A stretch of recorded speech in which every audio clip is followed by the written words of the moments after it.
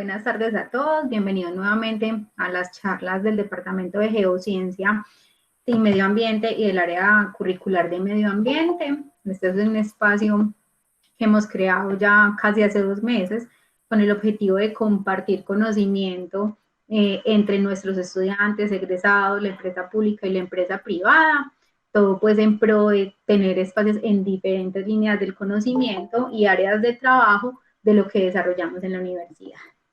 El día de hoy nos acompaña Wilfer Castro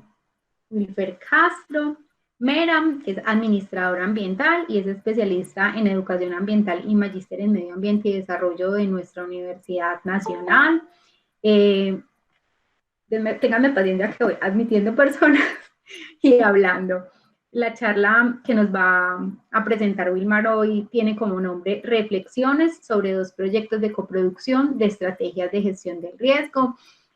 Wilmar junto con la universidad ha participado en diferentes proyectos de investigación y de extensión, ¿cierto? Asociados alrededor del tema del hábitat y el riesgo con la Facultad de Arquitectura.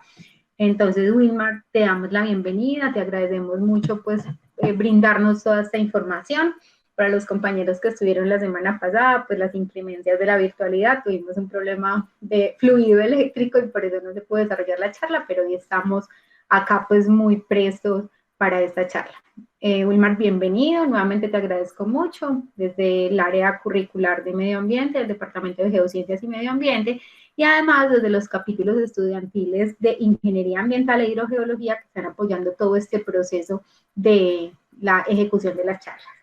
Les pido a todos los asistentes, por favor, mantener sus micrófonos apagados, y al igual que las cámaras, todo con el objetivo de que la conectividad sea mejor. Listo, vamos a ir, estaremos pendientes de las preguntas que se formulen, las pueden ir dejando en el chat, que yo las voy consolidando para que al final abramos un espacio respectivo de preguntas y Wilmar nos apoye con eso. Yo voy a proceder entonces a apagar mi cámara y mi micrófono y a darle paso a Wilmar para que desarrolle su presentación. Muchas gracias a todos.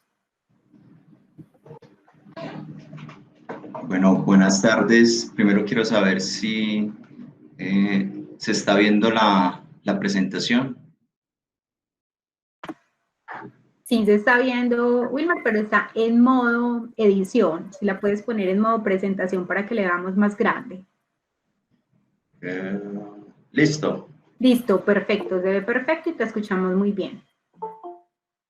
Bueno, listo. Buenas tardes a todos y a todas. Mi nombre es Wilmar Castro. Soy egresado de la Universidad Nacional y pues lo que vengo a comentarles es acerca de 2 proyectos en el tema de coproducción de estrategias de gestión del riesgo que hemos realizado con la Universidad Nacional. Es muy importante mencionar, digamos, todos estos actores que han estado involucrados alrededor de estos 2 proyectos. Iniciamos con un proyecto piloto. El proyecto piloto se denominó Resiliencia o Resistencia, la mitigación negociada del riesgo de deslizamientos en asentamientos informales en Medellín, que se realizó principalmente en 2017, pero que tiene todos unos antecedentes del 2016, que ahorita más adelante les mencionaré a grosso modo. Y ya en el 2018, a partir, digamos que con las lecciones aprendidas, se genera un segundo momento, un segundo proyecto que ya como tal es la coproducción de estrategias de gestión del riesgo y deslizamientos de tierra mediante el desarrollo de infraestructura comunitaria en ciudades latinoamericanas. Este segundo proyecto lo realizamos aquí en Medellín, pero también en paralelo lo realizamos en Sao Paulo, Brasil. Todo lo que les voy a contar en esta charla hace alusión al trabajo que desarrollamos solamente en Medellín. Estas son las instituciones que han participado en los proyectos. Está la Universidad Nacional, está la Universidad de Edimburgo y la Universidad Heriot-Watt y la Universidad de Sao Paulo. La Universidad de Edimburgo y Heriot-Watt son universidades del Reino Unido. Pues la Universidad de Sao Paulo es brasilera y la Universidad Nacional colombiana. con financiación pues de British Academy, que fue la entidad internacional que financió estos dos proyectos. Un elemento muy importante, digamos, de los actores es reconocer esos actores comunitarios que realmente son los que le dan cuerpo al proyecto, que son las comunidades y las organizaciones con las que trabajamos. Trabajamos con la comunidad de un barrio que es Pinares de Oriente, con la comunidad del barrio Carpinelo 2 y con la comunidad del barrio El Pacífico, con organizaciones como la Mesa de Vivienda y Servicios Públicos y con otras organizaciones, y Montanoa, que ahora se llama Colectivo de Araña. Bueno, esto es lo que vamos a ver en la presentación. Vamos a ver un contexto, la zona de estudio, como tal la metodología que nos lleva hacia esa coproducción de estrategias de gestión del riesgo y las reflexiones finales. Digamos que en todos los apartados vamos a ir teniendo algunas reflexiones. Bueno, nos encontramos en un contexto que es la ciudad de Medellín, que está en el departamento, que hace parte del departamento de Antioquia. Medellín hace parte también a su vez del área metropolitana del Valle de Aburrá, que está conformado por 10 municipios. Medellín, pues como tal, digamos que es el centro del área metropolitana por su densidad poblacional, por su tamaño, porque genera más del 60% del Producto Interno Bruto de la región. Y en esta ciudad, en Medellín, en su zona urbana, que se está conformada por 16 comunas y 5 corregimientos, digamos que las comunas hacen alusión también a lo que se podría decir como distritos. Nuestro trabajo se centró en 2 comunas. En la comuna popular, voy a poner en la comuna popular, que es esta, la comuna 1, y en la comuna 8, que es la comuna Villahermosa. En estos 2 comunas es donde hablaremos de nuestros proyectos. Bueno, ahora, ¿qué sigue? Como tal, nos encontramos en una ciudad, en Medellín, que tiene unas zonas rurales como estas, y como tal la zona urbana.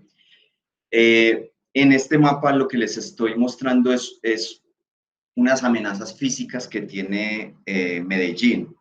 Medellín es un valle como tal con unas laderas a ambos lados, oriente y occidente, y en ellas y en toda como tal la ciudad se identifica una serie de amenazas, en este sentido amenazas físicas. Lo que está en rojo son los lugares donde se encuentran las amenazas por movimiento en masa o deslizamientos de tierra. Hay otras amenazas, pero nos centraremos específicamente en este tipo de amenazas porque el proyecto está enmarcado en ese tipo de amenazas, principalmente movimientos de masa e inundaciones. Este mapa que les estoy mostrando hace parte del Plan Municipal de Gestión del Riesgo de Desastres de la ciudad, que fue construido finalizado en el 2015 y desde ahí en adelante es vigente.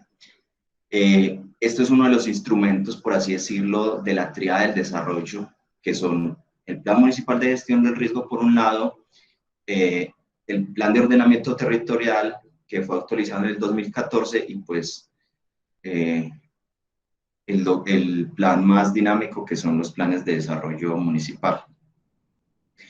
Como parte de este mapa, como parte del Plan Municipal de Gestión del Riesgo de Desastres, pues nos muestra ya una realidad, unas condiciones que son muy importantes como antecedente y como contexto de nuestro proyecto, y es que en las laderas de la ciudad, principalmente en esto que es la ladera, la zona nororiental, es donde más se concentran las amenazas por movimiento en masa.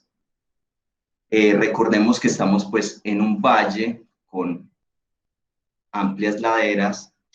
Aquí es donde más o menos ubicamos nuestros áreas de estudio, Y pues en estas laderas y como tal pues en todo el Valle Aburrá existe un ciclo de lluvias que se puede decir que es un ciclo bimodal.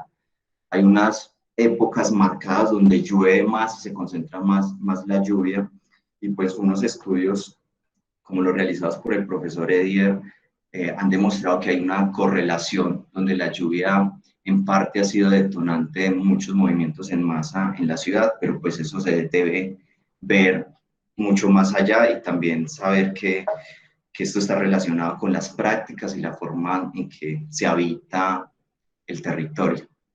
Entonces aquí estamos viendo unas amenazas físicas.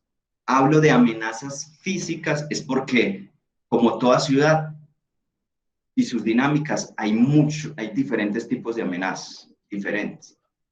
Por ejemplo, lo que está sucediendo en este momento nos lo está demostrando con la crisis sanitaria.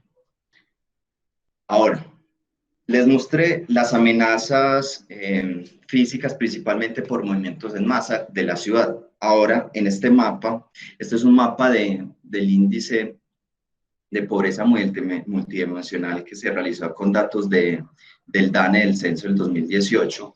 Identificamos que en esas mismas laderas, en esa misma zona nororiental, que según el plan de ordenamiento territorial,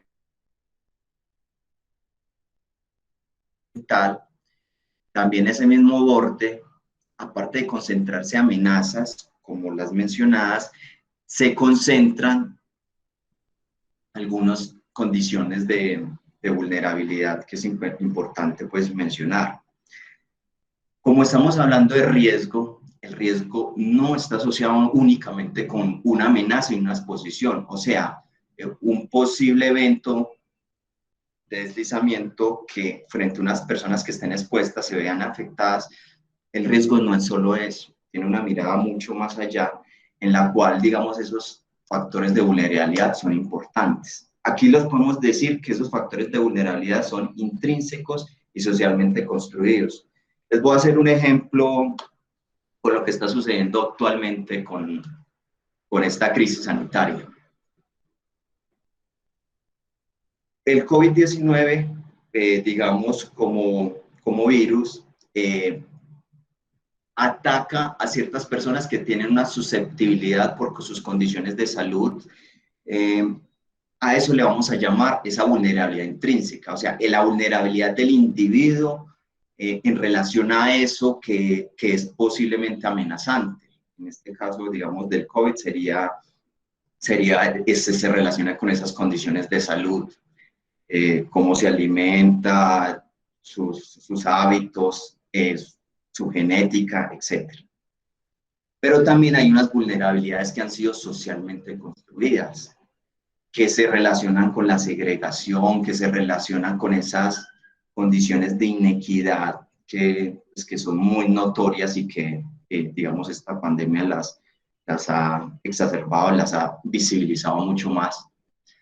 Entonces, el riesgo no está únicamente relacionado con una amenaza y con una exposición, también está relacionado con esas condiciones de vulnerabilidad que pueden ser del individuo, que pueden ser de la familia, que pueden ser de un grupo social y que a veces se relacionan también con la ciudad y con sus procesos, condiciones económicas, empleo, tipo de empleo, si es empleo formal, si es empleo informal, si tiene acceso a salud, si no tiene acceso a salud, su nivel educacional, sus condiciones de vivienda, si la vivienda está construida en madera, si está construida en bareque, si está construida en otros materiales mucho más fuertes, digamos que esos son diferentes factores de vulnerabilidad que hay que tener en cuenta y no solo la amenaza.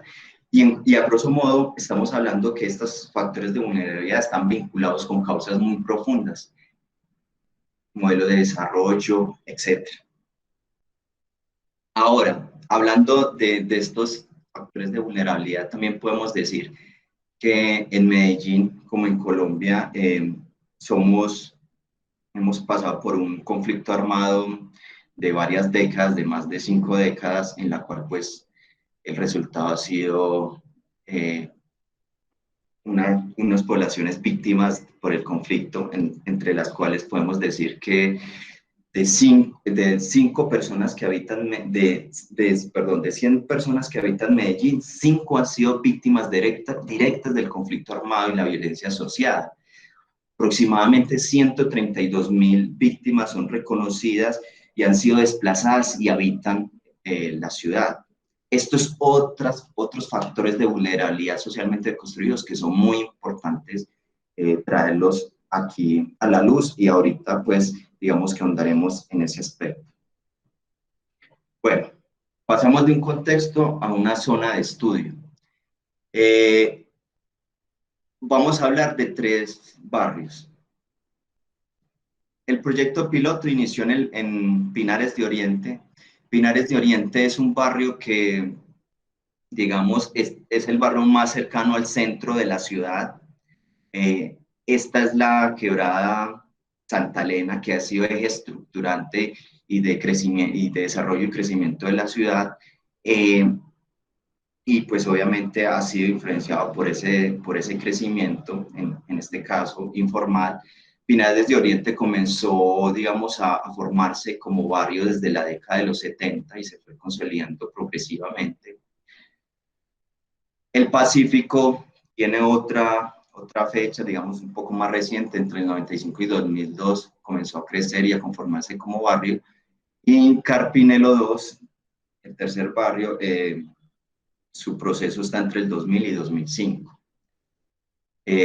Si vemos acá, estos periodos de tiempo también están relacionados con épocas en las cuales el conflicto armado en Colombia pues tuvo grandes hechos y pues hubo grandes desplazamientos, y pues esto se evidencia mucho en esta zona de la ciudad. Bueno.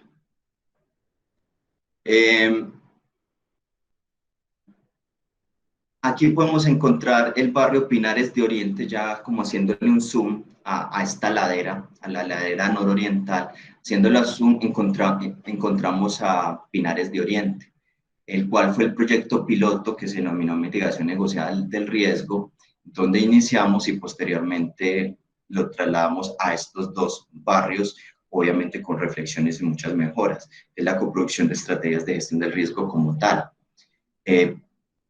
Pinares de Oriente, el Pacífico y Carpinelo 2. Si ustedes pueden ver físicamente, estos son fotografías que tomamos con dron para el proyecto, son muy recientes, son pues desde 2017 y 2018.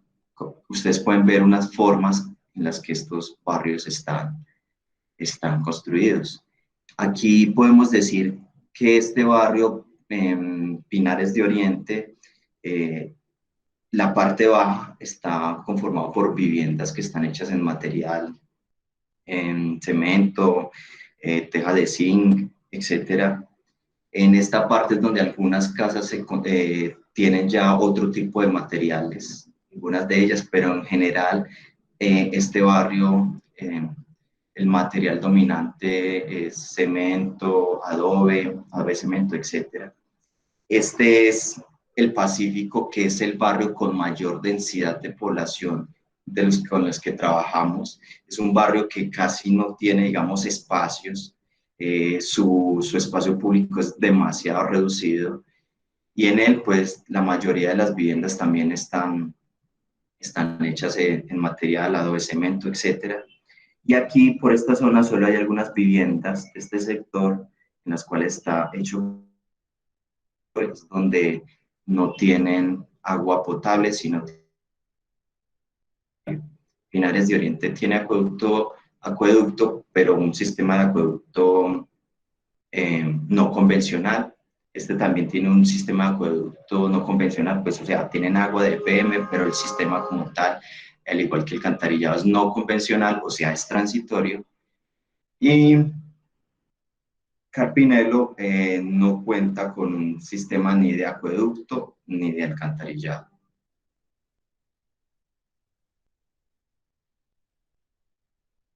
Bueno, los 3 barrios, Pinares de Oriente, Pacífico y Carpinelo, presentan en común que tienen unas áreas con amenaza alta por movimientos en masa, la ocupación y la forma de ocupación y las prácticas y formas en las cuales se ha intervenido el territorio, pues lo han vuelto un poco más susceptible a los movimientos en masa. Requieren estudios detallados de microsonificación sísmica, o sea, estudios de riesgo de detalle para saber con certeza cuáles son las condiciones y qué se haría con estas poblaciones, pero recordemos que están desde la década de los 70, desde el 90, 95 y a partir de 2000. O sea, el barrio que menos tiempo lleva 20 años en estas mismas condiciones.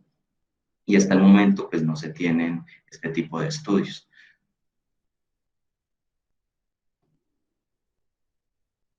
Bueno, antes de pasar a la metodología, les mencionar que, como les dije, tenemos un proyecto piloto que es en Pinares de Oriente, y nosotros en Pinares de Oriente lo que hicimos, como comenzamos este piloto, era una negociación basada pues, en pruebas pilotos de mitigación, o sea, realizamos obras de bajos estándares de carácter provisional, hicimos unas mejoras temporales a esas condiciones en las que se encontraba el barrio con el fin de establecer, digamos, una estrategia general y de cómo con pequeños recursos las comunidades empoderadas y a través, digamos, de convites podría mejorar su entorno y con ello reducir ciertas condiciones de riesgo. Esta foto, digamos, que dice mucho en cómo, digamos, antes de la obra, digamos, la lluvia caía directamente al suelo, se infiltraba y pues esto con el tiempo podía generar deslizamientos y cómo, digamos, que solo con la impermeabilización y la conducción del agua podía, digamos, esta condición mejorar. Pasamos de las obras de bajos estándares ya a una estrategia como tal de gestión del riesgo, donde ya nos profundizamos en la concertación, en el monitoreo y en la mitigación, en la obtención y en la construcción de datos con la comunidad para que la estrategia tuviese, digamos, mucho más fuerza. Como tal, digamos que esta es la estructura metodológica con la que abordamos este proyecto. Está compuesto por 4 momentos, por 4 etapas. No quiere decir que se hizo la primera, después la segunda, sino que son etapas que van entre ellos interactuando. Hablamos de unas percepciones donde identificamos, hacemos una lectura de qué es lo que piensan esos actores en relación al riesgo. De la percepción pasamos al monitoreo comunitario, que pues, cada una de estos capítulos se los explicaré más adelante. Del monitoreo pasamos a la mitigación, que como les mencioné, en Pinares de Oriente se centró más en las obras de bajos estándares y provisionales, y en el segundo proyecto de 2018 ya se centró más en la construcción de unos lineamientos y unas estrategias de gestión del riesgo. Y como tal, la concertación, que es un elemento muy importante y transversal para todo el proyecto. Estos tres etapas del proyecto pues estuvieron permeadas por recorridos por el territorio con la comunidad, por talleres con la comunidad de mitigación y monitoreo y concertación. Creo que estos 2 elementos es importante resaltarlos, es porque recorrer el territorio con la comunidad es comenzar a ver el territorio desde diferentes versiones. Cuando un profesor geólogo camina, como es el profesor Humberto, camina y ve el territorio de una manera, y en ese caminar se encuentra con el líder comunitario o con la señora de la tienda, la cual ve su territorio de otra manera, comienza a ver ahí progresivamente una construcción de un conocimiento, desde ese conocimiento técnico, con ese conocimiento comunitario, con ese conocimiento a veces que es un poco más cualificado, el del líder comunitario, y se comienza a ver el territorio, digamos, de una manera más holística. Es por eso que es importante, digamos, resaltar los recorridos y los talleres con la comunidad, porque en sí es una construcción, se va Como tal, la coproducción es una construcción de conocimientos colectivos para un cambio que tienen un fin en común. Bueno, digamos que aparte de los recorridos y los talleres, tuvimos unas entrevistas semiestructuradas con comunidad, con organizaciones del territorio y con instituciones de la alcaldía para conocer esas lecturas que tienen riesgo esos diferentes actores y trabajar con ellos construyendo, con grupos focales, realizando mapeo participativo con la comunidad y diferentes tipos de talleres como los talleres multiactores donde se sienta la comunidad, las organizaciones y la institución a hablar de un tema en común. Bueno, las percepciones. Yo al inicio hablé un poco del tema del conflicto y creo que esto es importante porque en las percepciones de la comunidad se resalta ello. Son aproximadamente el 80% de estas poblaciones que habitan estos 3 barrios, aproximadamente, según, digamos, informes que obtuvimos de trabajos que ha hecho el Colegio Mayor, como en Pacífico, que ha hecho la propia mesa de servicios públicos en Pinares, y es que aproximadamente el 79-80% de la población es víctima del conflicto. Entonces, hay personas que tienen digamos, esas vivencias alrededor del conflicto, pero también tienen experiencias al habitar estos territorios de eventos de emergencia y desastres, como deslizamientos que les ha ocurrido. O sea, reconocen que hay unos elementos amenazantes en su territorio de diferentes índoles. Pero hay unos que son más importantes que otros y que construyen diferentes formas de ver el riesgo. Pero en sí, la amenaza del movimiento en masa es lo que menos importancia tiene cuando hay unos riesgos cotidianos más fuertes, como el riesgo que lo desalojen por habitar en una zona con amenaza alta por movimiento en masa. Igualmente, digamos que se resalta nuevamente lo que está sucediendo en esta crisis actual, donde esos riesgos cotidianos comienzan a ser más relevantes. Inseguridad alimentaria, falta de acceso a salud, que no haya transporte público, que las vías de acceso a estos barrios sean precarias.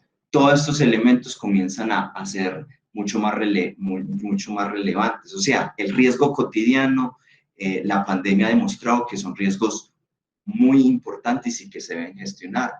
Y eso se identifica también en las percepciones de las personas. El riesgo de desalojo es mucho más importante que estar frente a una amenaza, como en los deslizamientos.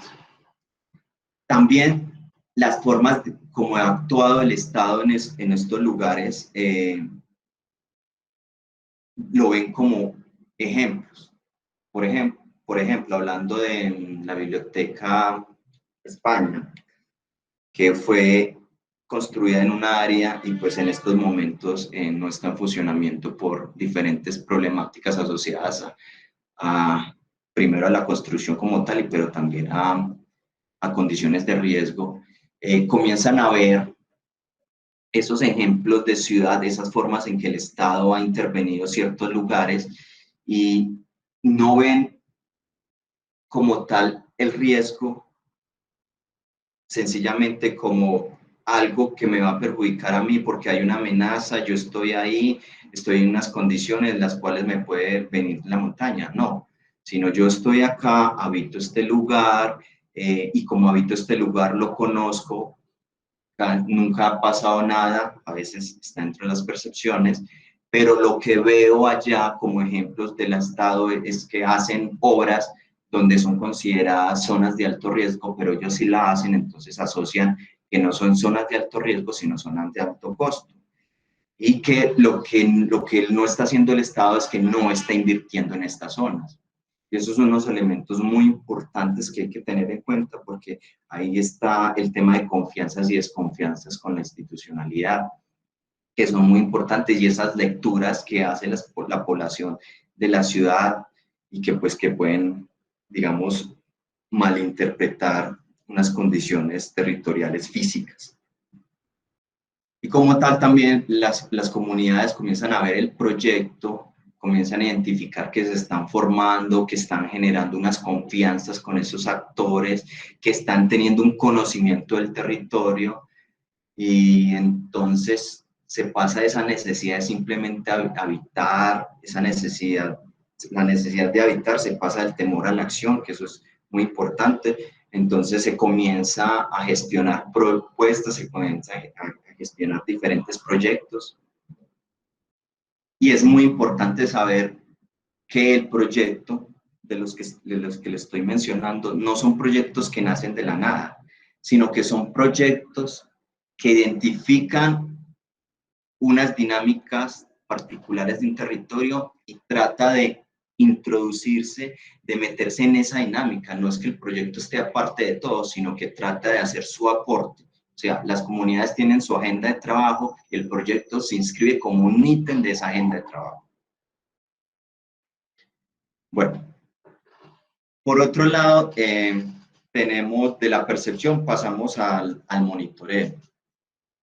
Conocemos, digamos, esas percepciones que tienen los actores del territorio y con ello comenzamos a hacer algunos de monitoreo.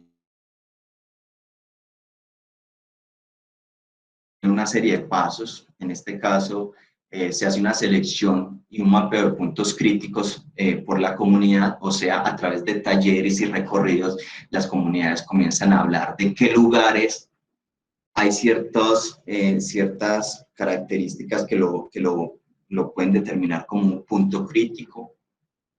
Ese punto crítico es porque está la posibilidad de que algo suceda ahí y que sea adverso. Se identifican esa serie de puntos críticos y se hace una validación de conocimientos entre el conocimiento experto, el técnico, el geólogo, con ese conocimiento de la comunidad que es constante, que es viendo el territorio diariamente, y con ellos se establecen cuáles van a ser esos puntos a monitorear. Se establece un manual donde se orienta qué se va a monitorear, cómo se va a monitorear, cada cuánto se va a monitorear. Se hacen talleres y se resalta la importancia de esos puntos a monitorear. La comunidad como tal identifica qué punto le queda más cerca a su casa, qué personas quieren hacer el monitoreo y voluntariamente pues se inscriben en el proceso. Y sencillamente este monitoreo comunitario, que es, digamos, básico, pero es sistemático, es sencillamente la toma de fotografías de ese punto crítico de manera sistemática en el tiempo, en la misma posición, con una periodicidad aproximada de una vez o 2 veces por semana. Esas fotografías se envían a grupos de WhatsApp. A través de WhatsApp, como herramienta, digamos, de un celular, esa herramienta se convierte en un pues tiene mucho poder, es porque a través de ese grupo de WhatsApp lo que se hace es retroalimentar. Por último, se hace un análisis nuevamente de cómo evolucionan esos puntos. Estos son los puntos que identificamos en los 3 barrios. Como fue Pinares de Oriente el proyecto piloto, digamos que identificamos mucho más puntos y nos dimos cuenta que a mayor cantidad de puntos es más complejo, digamos, hacer la interacción y hacer el relacionamiento y llegar a concretar en el tiempo una lectura sistemática de qué está ocurriendo en un punto establecido. Entonces, con esas lecciones, lo que hacemos ya en el 2018 con el Pacífico en Carpinelo es reducir la cantidad de puntos, pero darle más relevancia e identificar unos puntos más neurálgicos donde hayan problemas.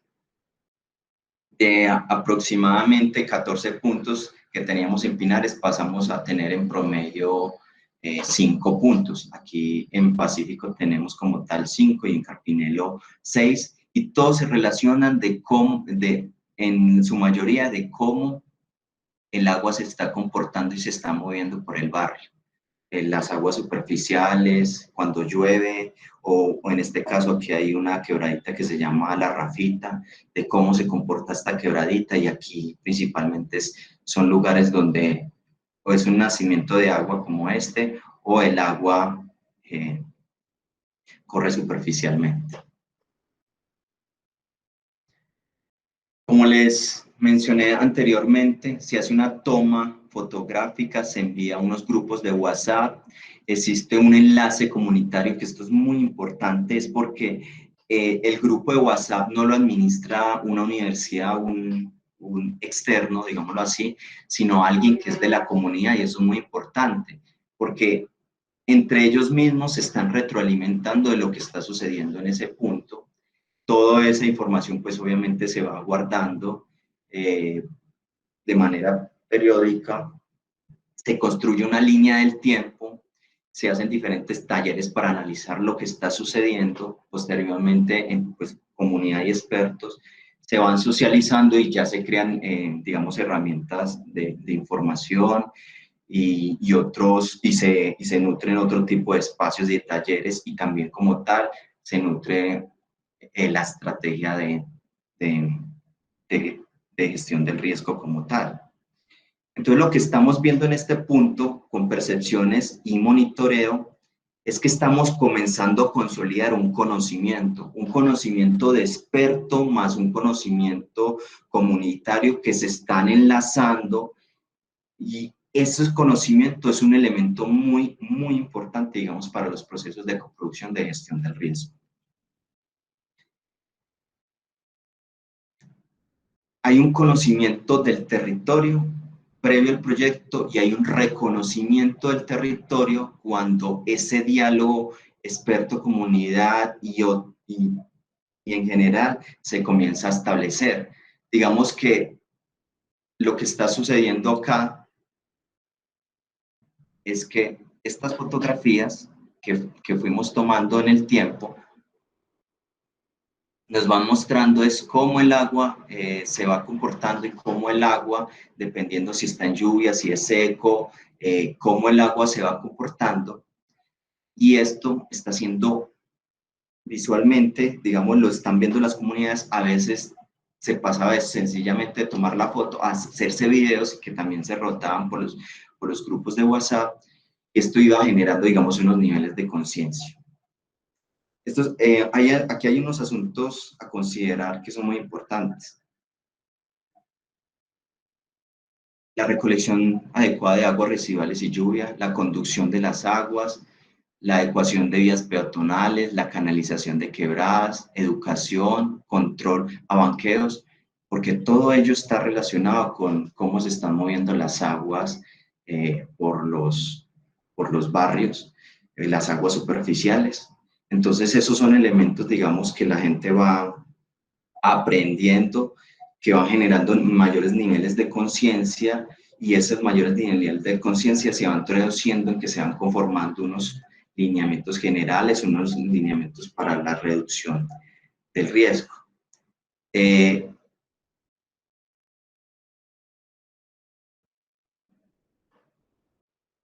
El monitoreo comunitario genera conocimientos, y estos conocimientos, digamos, es un conocimiento vivencial, es porque las personas toman la fotografía, hacen el video, participan en la retroalimentación, entonces digamos que es un proceso vivencial y es significativo. Y aporta en varios sentidos, en ese conocimiento y reconocimiento del territorio, en esa generación de datos sistemáticos que son datos cualitativos y semi-cuantitativos, porque no son datos, digamos, del todo cuantitativos. Estos datos aportan y pueden ayudar a procesos, a procesos complementarios ya como tal de monitoreo científico, o sea, monitoreo tecnificado con herramientas ya tecnológicas, que es muy importante, pero también promueve lazos de confianza, de conciencia colectiva, y como tal, entonces el monitoreo se va convirtiendo en una herramienta pedagógica de conocimiento y reconocimiento del territorio. Ahora,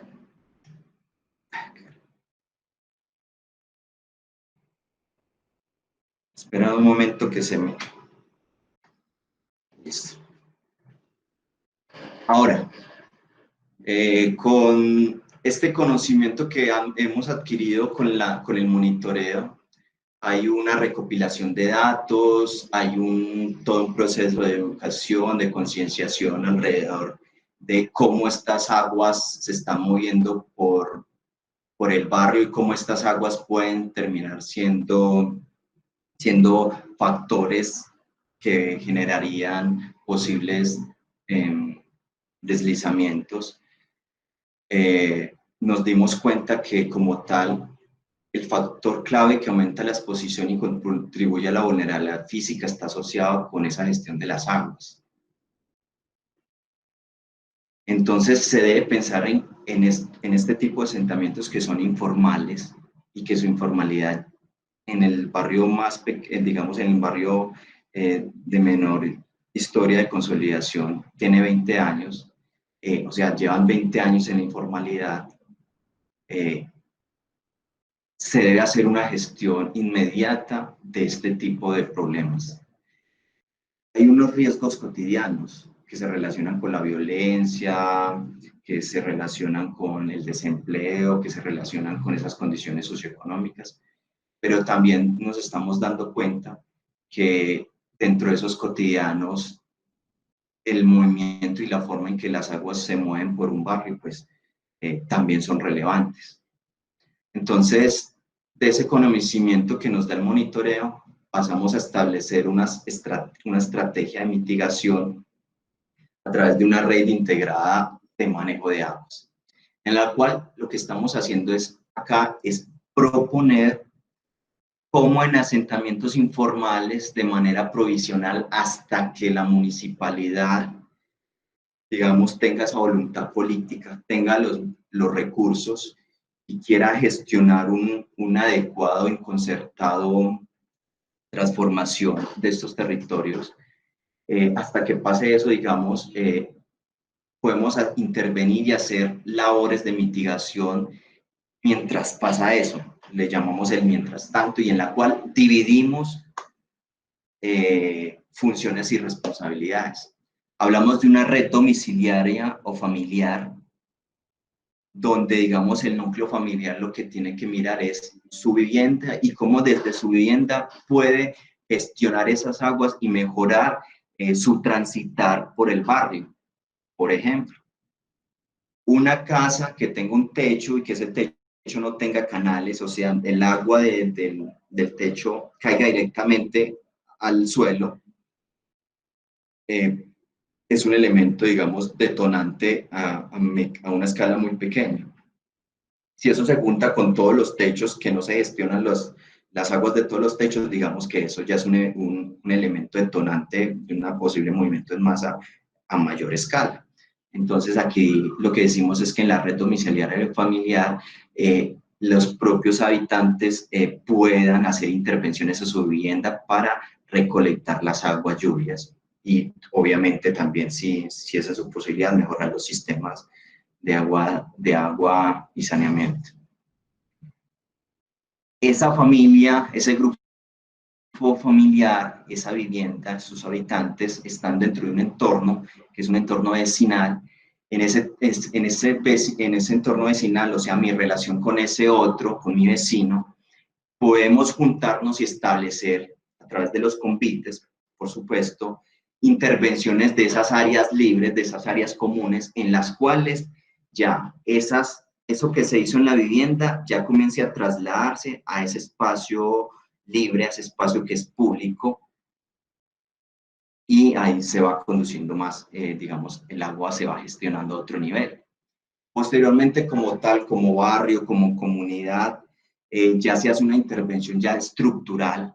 Esto sería como el ejemplo de esta intervención, de este ámbito de trabajo a nivel comunitario, donde todo el asentamiento en relación y con división de trabajo y de funciones pueden establecer una estructura para que las aguas de manera continua se desplacen y lleguen a un lugar donde se depositen y no generen riesgo. En este caso, en la red pública, donde hacemos alusión a que esta red pública debe ser gestionada directamente por las instituciones.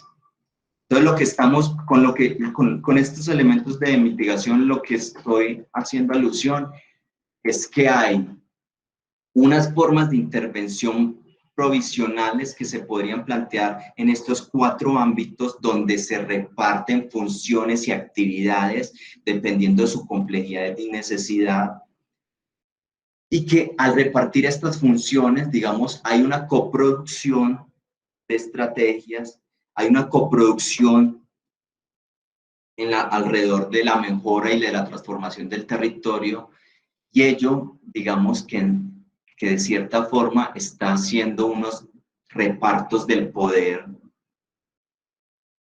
entre comillas, que ayudarían a una gestión mucho más adecuada de estos asentamientos. Es importante y recalcarlo, mientras la administración municipal establece las acciones de fondo que se requieren para formalizar y para mejorar estos tipos de asentamientos a partir de la concertación con las comunidades que ya tienen un conocimiento adquirido por muchos años, y no solo por este proyecto, sino por muchos proyectos que han pasado por ellos o por los proyectos autónomos que ellos han realizado a través del tiempo. Esto es muy importante porque aquí lo que estamos viendo es que tenemos diferentes actores. Esos actores se pueden relacionar e interactuar de diferentes formas, cómo los recursos públicos se podrían distribuir en diferentes niveles, en diferentes escalas, para, digámoslo así, aportar a las mejoras, por así decirlo, transicionales de este tipo de asentamientos.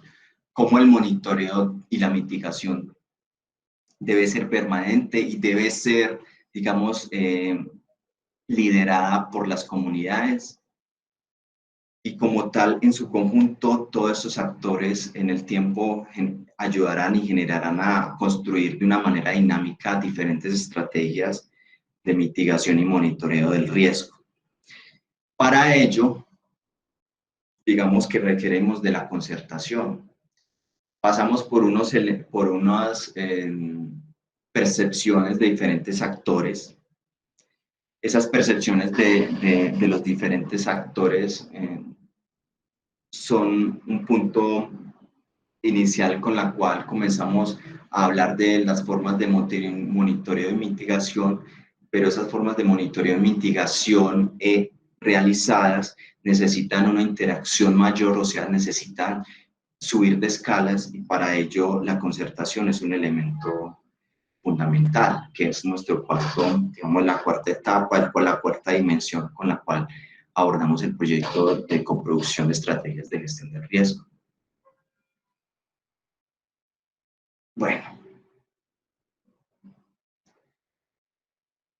la concertación como tal no es algo, o la concebimos nosotros como que no es algo donde la comunidad deba establecer un diálogo con el otro. No. La concertación comienza por la propia comunidad, es porque al interior de la propia comunidad hay diferentes versiones y diferentes formas de ver esa realidad que se está trabajando. Entonces, el proyecto concibió que había que hacer una concertación interna entre la propia comunidad y sus organizaciones, y esa concertación mediada también por procesos de capacitación, donde se está cualificando la propia comunidad para posteriormente en otros escenarios establecer una relación y un diálogo con ese otro institución, con ese otro instituciones, etc. Entonces, hay una concertación entre cada actor. Hay una concertación entre la comunidad. Los recorridos por el territorio nos sirven para esa construcción de esa estrategia de monitoreo, pero también nos sirve para reflexionar de manera colectiva lo que está sucediendo en el territorio, y que es un aporte para la concertación. Igualmente las reuniones, todos los grupos focales, todo los talleres alrededor del proyecto. Como tal, en Pinares, como sí se realizaron obras de mitigación de bajo costo y provisionales, digamos que el convite, como esa práctica tradicional y ancestral en que unos se ayudan a otros y se ponen en pro de una misma obra, como se dio en Pinares, los convites como tales, esa agrupación, ese trabajo colectivo de la comunidad, es un espacio también de construcción de concertación, porque se está hablando con ese otro alrededor de una misma obra. Como les mencioné anteriormente, el proyecto no fue construido en un escritorio de un académico, no se aprobó y se fue a una comunidad. Se identificó unas necesidades y se identificó una agenda que tenían las comunidades, y el proyecto trató de aportar a esa agenda que tenían.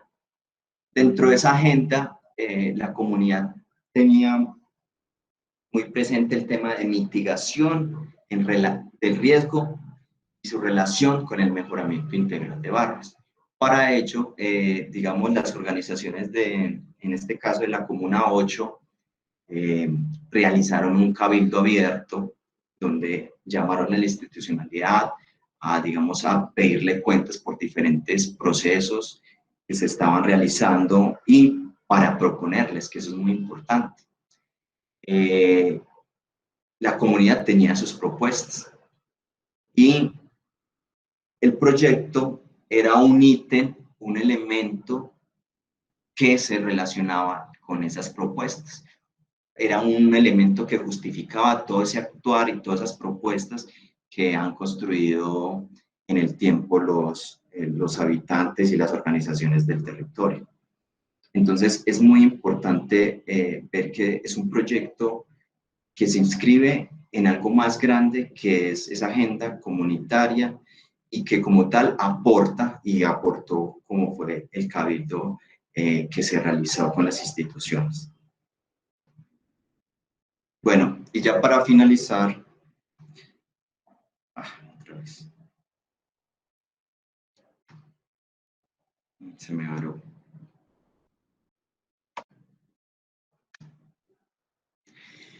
Bueno, y ya para finalizar, voy a leer textualmente estos elementos que son reflexiones de los proyectos. Nosotros identificamos tres áreas y donde trabajamos, son tres áreas de estudio. Esas tres áreas de estudio son diferentes, totales. Cada contexto es diferente en la medida que la escala sea más detallada.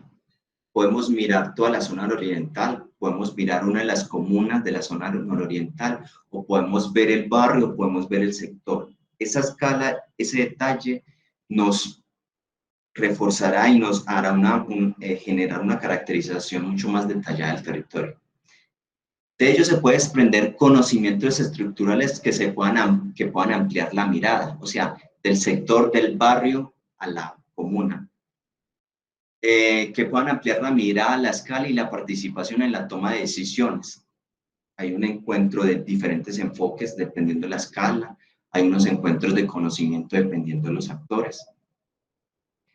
Las desigualdades socioeconómicas, los conflictos y la violencia están en la raíz de las condiciones inseguras actuales de estas comunidades.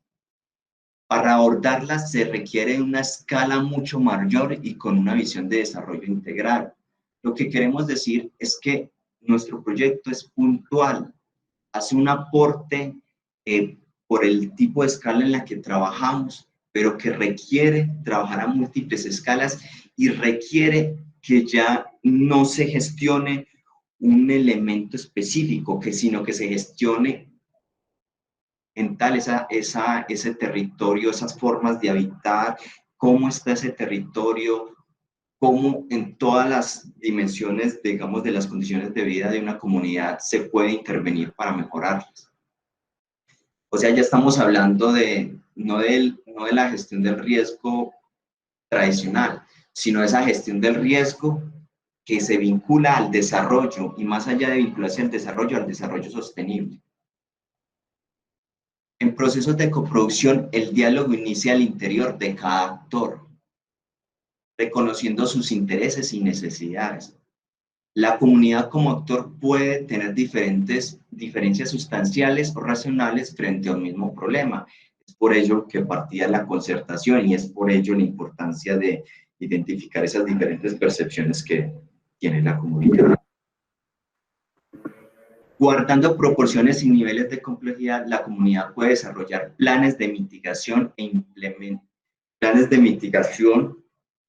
implementes obras de mitigación de emergencia a pequeña escala con asistencia técnica tanto instituciones gubernamentales como académicas. Y obviamente, este tipo de intervenciones debe encontrar unos límites y esos límites también se deben relacionar con las competencias de cada actor. O sea, hay unas relaciones de poder. Recordemos que son asentamientos informales que tienen 10, 20, 30, hasta 50 años y que aún así no se ha resuelto, digamos, esta condición entre comillas de informalidad, que se pueden establecer obras de mitigación, pero esas obras de mitigación se les debe encontrar límites a cada una de esas obras y se deben repartir según las competencias que se tengan. La coproducción de estrategias de gestión del riesgo debe mantener un equilibrio entre los intereses de la comunidad y las organizaciones gubernamentales. Esto requiere comprender que ningún actor es estático y responde a diferentes ciclos, como por los periodos de gobierno o los relevos generacionales. Un líder comunitario no va a ser ese líder siempre, sino que va a tener unos relevos generacionales. Esto también requiere reconocer que existen otro tipo de actores que presentan un mayor control territorial. Por ejemplo, los actores armados, que también no hay que desconocerlos y que están en el territorio.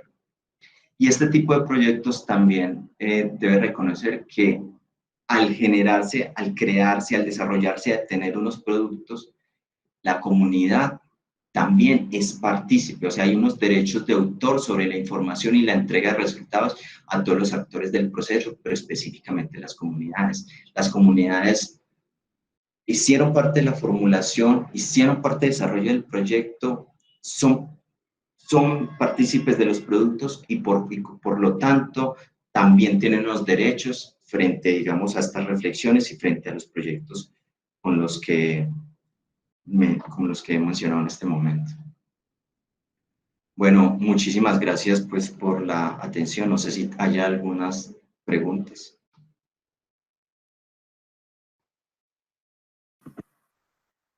Hola, Wilmar. No, Wilmar, maravillosa la presentación. Muchas gracias. Qué tema tan interesante y además pues, qué realidades que hay veces estamos tan lejanos nosotros desde la academia y desde las actividades laborales que cada uno en su línea de investigación desarrolla. Te agradezco mucho la presentación. Un ejemplo maravilloso en que podemos unir un montón de líneas del conocimiento y además de ese trabajo tan importante con las comunidades que finalmente son los actores finales para los que todos estudiamos. Quisiera saber si hay alguna pregunta. En el chat no tengo ninguna pregunta. Si alguien quiere intervenir, no hay ningún problema, pueden prender el micrófono. ¿Alguna inquietud? Bueno, entonces, Wilmar, siendo así, te agradezco nuevamente de parte del Departamento de Geociencias y Medio Ambiente y del área curricular de Medio Ambiente. A todos los asistentes les agradezco mucho. Les quiero también comentar que esta grabación va a quedar colgada en el canal de YouTube de la Facultad de Minas para que las personas que no pudieron estar la puedan consultar y pues podamos compartir tanto conocimiento. Yo creo que acá tengo... Aquí hay una pregunta sobre si este proyecto podría replicarse en otros departamentos. Digamos que aquí hay unos elementos muy importantes. Uno de ellos es la escala. la escala genera unos condicionantes para cualquier tipo de proyecto. Otro, el contexto. No todos los contextos son iguales. No podemos, digamos, trasladar un proyecto como este de coproducción de estrategias de gestión del riesgo a Cali o a Barranquilla, porque hay un contexto totalmente diferente y entonces se deben identificar esos elementos que lo hacen diferente. Y a partir de esas diferencias, o sea, de ver cómo es ese contexto en particular, ahí sí el proyecto se puede enmarcar en esa nueva realidad. Pero entonces, escala y contexto particular en el que se esté hablando es muy diferente una ciudad como Yopal a una ciudad como Barranquilla, a una ciudad como Pereira o en este caso como Medellín. Estos diferentes contextos son fundamentales para que se pueda replicar el proyecto. Entonces, replicarse como tal requiere contexto, requiere conocer esas particularidades y las escalas a las cuales se podría trabajar. No sé si haya otras preguntas. ¿Hay alguna otra pregunta? Bueno, entonces, no, nuevamente agradezco la asistencia. Wilmar, mil gracias, es súper, súper importante para nosotros. Ah, no, pero sí hay otra, mira. ¿Cómo emplear? Pues, ¿alcanzas a leer o te leo acá? ¿Cómo emplear la gestión del riesgo? Bueno, digamos que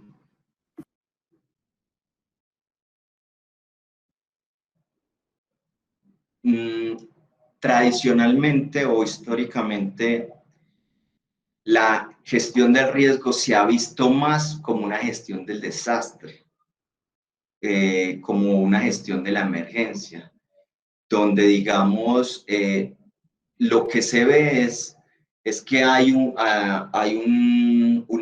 evento que sucede en un lugar, se atiende, este evento genera una serie de daños y pérdidas, etcétera, pero no se ve más allá.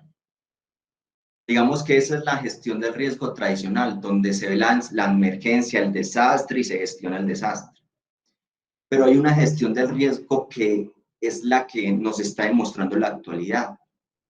Y es que debe haber una gestión integral de riesgo, que eso se traduce en otras palabras, en que lo que debemos gestionar es el desarrollo sostenible.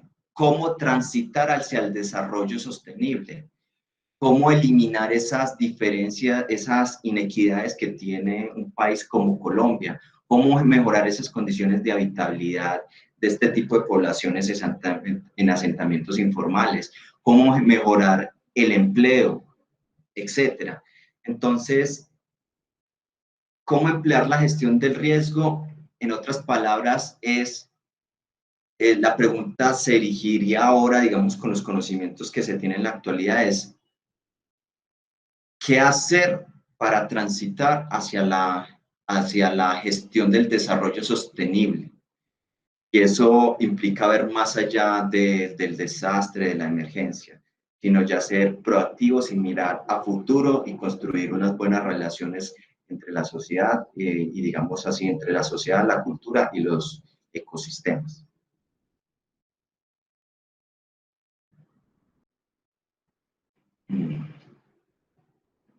Creo que con eso ya...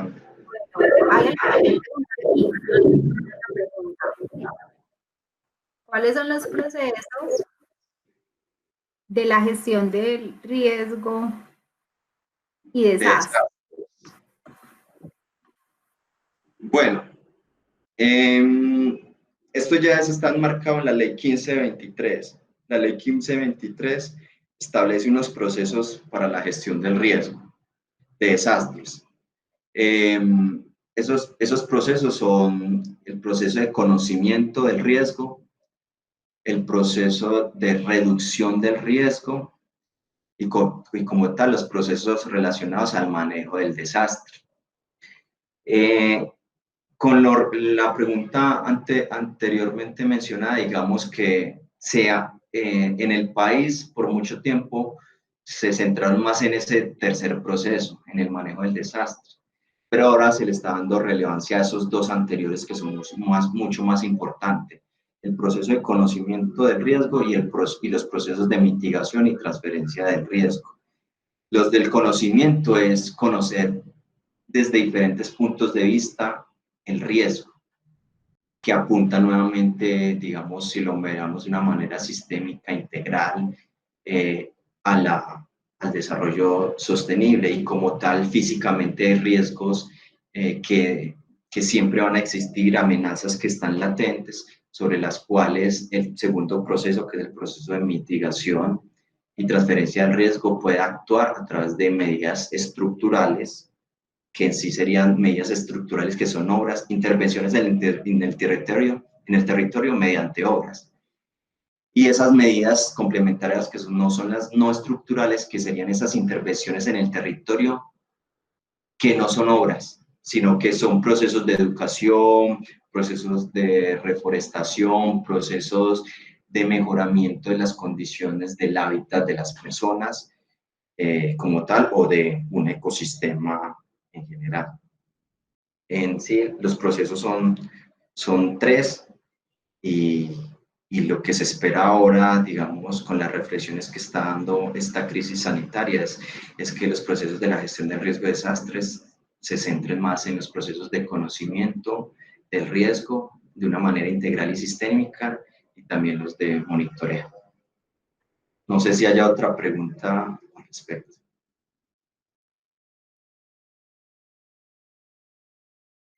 Ahí tenemos otra.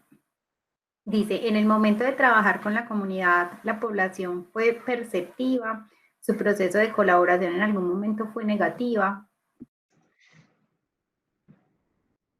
Bueno, interesante la pregunta. Como les mencioné, primero el proyecto no es, en términos coloquiales, casa aparte, sino que el proyecto se suscribe y se mete como un ítem de una agenda que las comunidades ya tenían, y en él se desarrolla el proyecto. Entonces es un elemento importante, que el proyecto se inscribe en una agenda. Pero cuando se llega ya al territorio y comenzamos, digamos, los talleres y el relacionamiento con la comunidad, existe un elemento que se vio en las percepciones, y es que si mi principal riesgo es que me desalojen, pues mi condición real en la que yo estoy no la voy a hablar tan fácilmente, porque yo no sé quién es usted.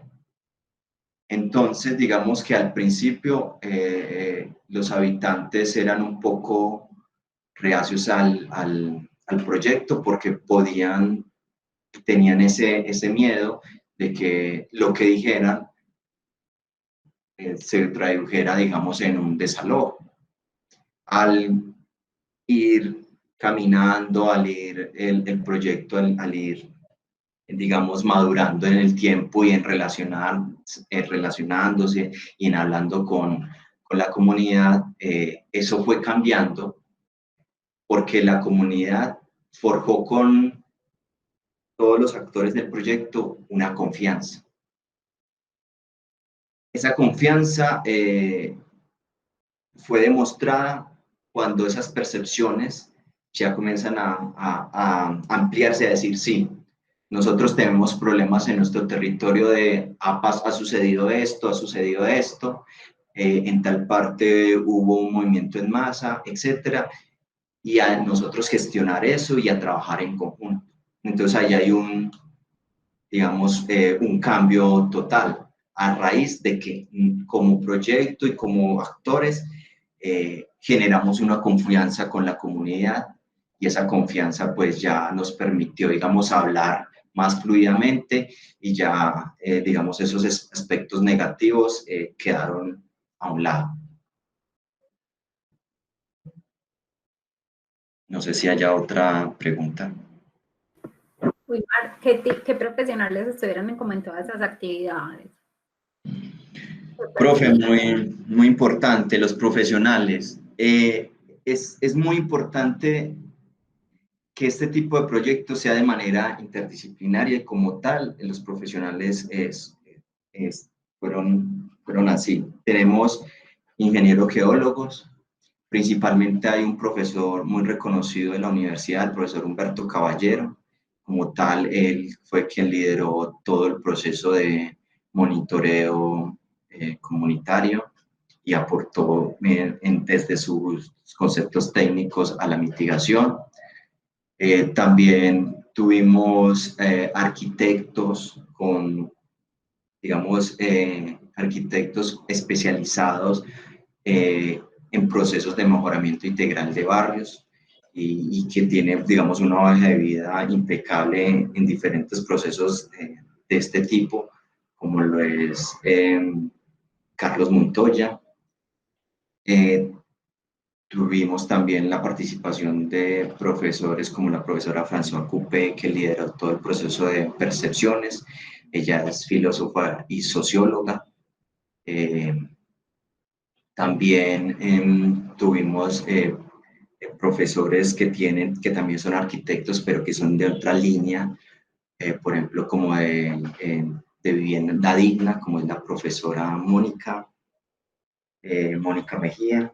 Eh, También otro tipo de sociólogos con una orientación hacia el trabajo y el desarrollo comunitario, como el sociólogo Carlos Velázquez, que también eh, fue nuestro enlace comunitario, es esa persona que siempre estuvo mediando entre la comunidad y los otros actores y que fue fundamental para este tipo de proyectos. Y pues yo como administrador y que me he especializado en los temas de educación ambiental, gestión del riesgo y cambio climático. Súper, esa pregunta la hacía Wilmar porque hay un tema que me encanta, o sea, a mí me encanta el trabajo social, yo soy ingeniera, ¿cierto? Y pues definitivamente es desafortunado, hemos tratado mucho como en los últimos años de cambiar también el perfil de nuestros ingenieros para que seamos conscientes que nosotros trabajamos, nos educamos y nos capacitamos muy en foco de servir a la sociedad, ¿cierto? Y la sociedad son muchas escalas y muchos niveles de actores distintos. Entonces, esa pregunta me encanta y la respuesta me hace mucho más feliz cuando escucho a Humberto, que ha sido un apasionado y es una persona con un sentido humano, ¿cierto? Muy teso para estas actividades y es porque en un trabajo como estos cabemos todos, todas las áreas del conocimiento. Resalto ese punto que es maravilloso. Además de que cabemos todos, nos necesitamos todos, porque son procesos naturales, son procesos de la ciencia de la tierra, son temas de ingeniería, de estructuras, o sea, un montón de áreas, pero confluyen como en el beneficio de una comunidad o en el bienestar. Sí, y digamos que a eso le sumaría, profe, que están esos conocimientos técnicos y académicos de diferentes áreas y que la comunidad y las comunidades y las organizaciones del territorio tienen otros conocimientos que son, digamos, lo podríamos a decirlo así, conocimientos técnico-comunitarios también en las organizaciones sociales. Y, o sea, toda esa red de conocimientos es fundamental para el proceso, porque el que yo sea habitante por más de 30 años de un territorio y sea líder, eso ya me está generando un conocimiento, una acumulación de conocimiento que es fundamental y que cualquier profesional, digamos, que vaya a tener esa relación con ese tipo de actores, de inmediato y de entrada debe reconocer.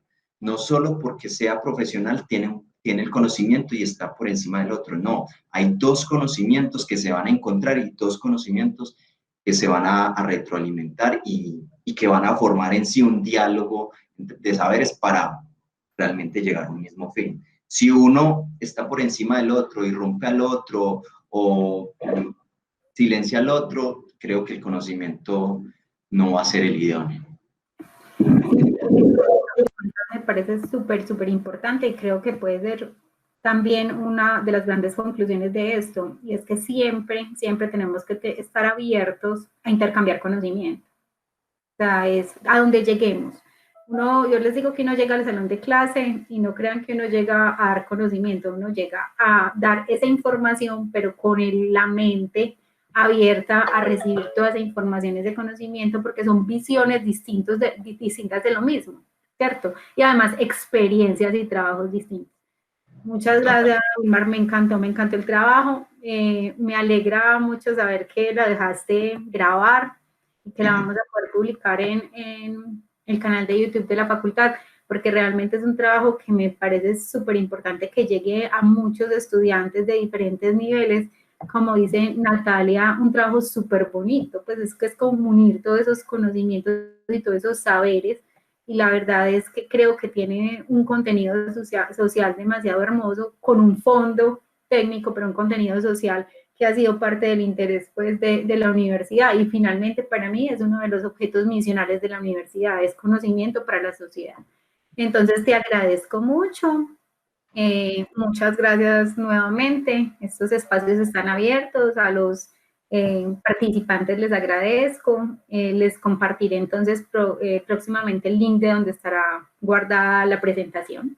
Y bueno, un feliz día, resto de día para todos, y esperando que todos estén aliviados en medio de esta contingencia tan compleja que nos muestra que gestionarnos cada día es completamente necesario. Listo. Muchísimas gracias. Gracias. Listo, que estén muy bien. Chao, que estén muy bien todos, muy amables.